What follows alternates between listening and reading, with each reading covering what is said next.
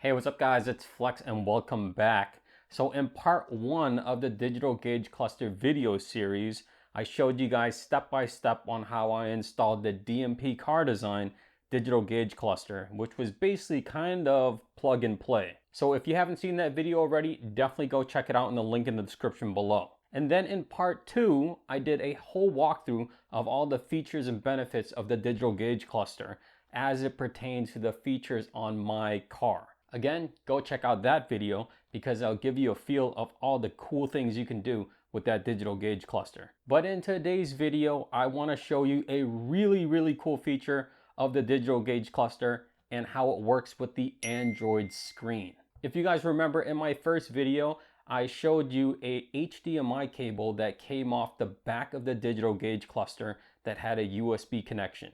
And I said, in a future video, I'm going to show you why that's important. Well, in today's video, that HDMI USB connection can actually plug to an Android screen for some really cool features. So to show you exactly what I'm talking about, the first thing I did was I had to update the Android screen software to the latest Android software. And that process was really easy. I reached out to my sponsors over at DMP Car Design.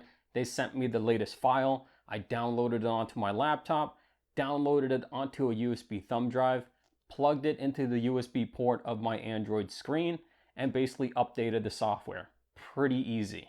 And now because my Android screen has the latest software, we can get to the good stuff.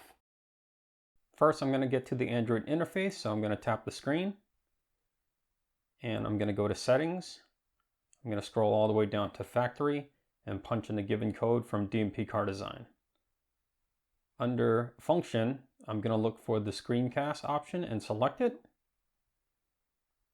Next, I'm going to go to Applications, APK Installer, and under OEM, I'm going to look for the screencast. I'm going to select that and install it. And now I'm just going to go back to Applications, and I'm going to make sure this MS application is present. And that's it. Now I can go ahead and plug in the USB HDMI cable to the Android screen.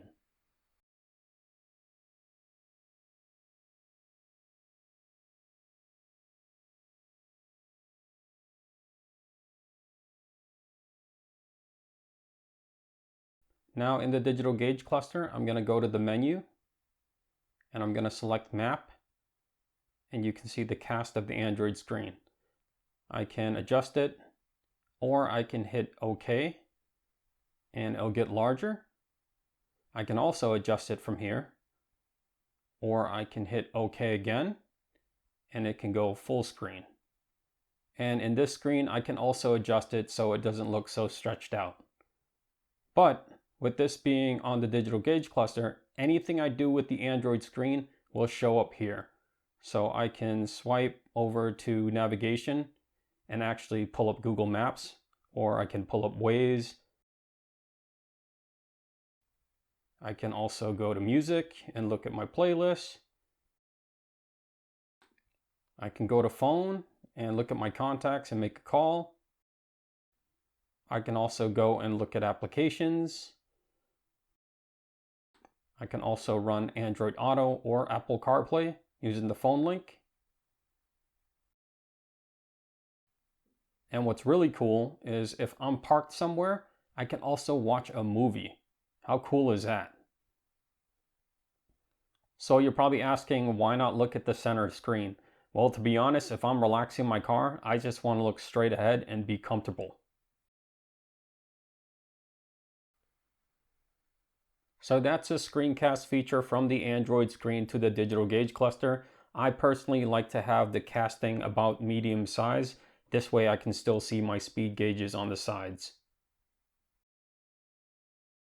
So how cool is that? I'm pretty sure you can't do that with an OEM digital gauge cluster retrofitted onto a pre-facelift W205. So if you're interested in the digital gauge cluster or the Android screen, definitely reach out to DMP Car Design. I'll leave their information in the description below. And as I shared in a previous video, DMP Car Design is constantly doing software updates to the digital gauge cluster. I think they just sent me a brand new one, and I can't wait to see what new features are unlocked in the digital gauge cluster. So I hope you guys enjoyed this video series.